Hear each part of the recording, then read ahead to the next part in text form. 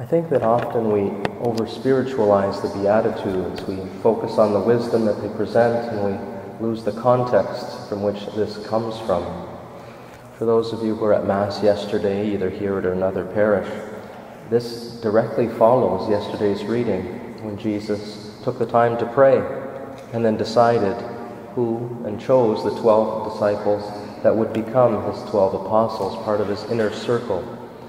And so this is directly following that. This is sort of a continuation. That's sort of the downside of having little snippets of Gospels or of readings each day at Mass. We may lose the context, so I'd like to bring that back in so that the Beatitudes, especially today's reading, makes a little bit more sense. So because it's following Jesus choosing 12 out of among the crowd to become his apostles, this is almost like a pep talk. It's like a pep talk. He's also instructing them. He's teaching them what it's going to be like now that you are my disciples, that you are my apostles. This is what you will face. This is what you will experience. And certainly for some of those disciples, those apostles that were chosen, they'd already be experiencing some of these things. So he was speaking directly to them. They were feeling poor. They were feeling hungry. Some of them were very sad. They were weeping. They were grieving.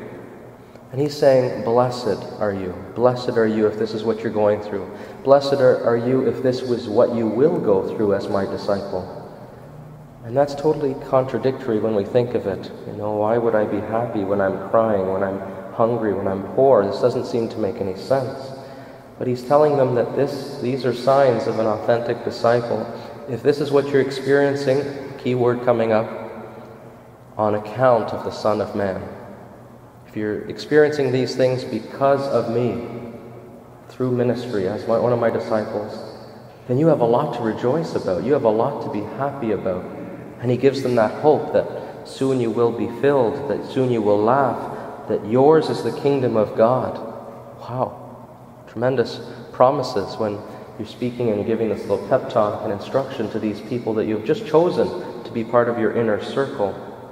Rejoice, leap for joy, for your reward is great in heaven. That's something to get excited about as a pep talk when you're starting off as being selected by the Lord. And these Beatitudes, now when we hear this, you hear things like, blessed are you when people hate you, when they exclude you, when they revile you and defame you on account of the Son of Man. All those things are brutal to experience. Being excluded. We hate to be excluded. It's all about inclusion. We want that community. We want that support. We want that experience of good family. So when we feel that we're hated or excluded, it's a great pain to us. And he's saying, blessed are you. Happy are you when this happens on my behalf. If they exclude you because you're one of my disciples, get excited about it. Leap for joy. Rejoice. So this is what the Lord's telling them. And he's saying that your reward is great in heaven. So he's giving them encouragement that this is the reality of this job. If you want to be my follower, if you want to be my disciple, you, the 12 that I have chosen to be part of my inner circle and eventually lead my church, get ready because this is what's coming. And these are signs of authentic disciples. If we are living our faith to the fullest, really trying to be missionary disciples to the people that are in our lives, our families, the people we work with, maybe neighbors, even to each other. If we start to experience these things, those are good things. So we should rejoice and leap for joy, for our reward is great in heaven. Now, these Beatitudes don't make any sense when it's out of context. When we take it out of the context of discipleship, none of this makes sense. Why would I be happy when I am crying, when I'm weeping, when I'm hungry, and when I am poor? But what he means with those things, or just a little tidbit to leave you with, is we weep for the souls that are lost that do not know Christ. That is the weeping he is referring to. We weep for those who do not know Christ, who have rejected Christ, who has rejected that offer of love and mercy from God the Father through the incarnate Son in Jesus Christ. We weep for them because that is the greatest gift that we have been given, and they have rejected it, or they don't know it, so we weep. Our heart bleeds for them. That is the weeping he's referring to. The hunger he's referring to, hunger for holiness. We hunger to be the best possible son and daughter of God that he has made us to be. That is the hunger that we are hungering for. We are hungering to bring others into the faith. We are hungering to introduce other people to the person of Jesus Christ. It is a tangible hunger when we want this to share this. We want to give the best to people. And this is in our very beings. When you think about it, many of you are parents or grandparents.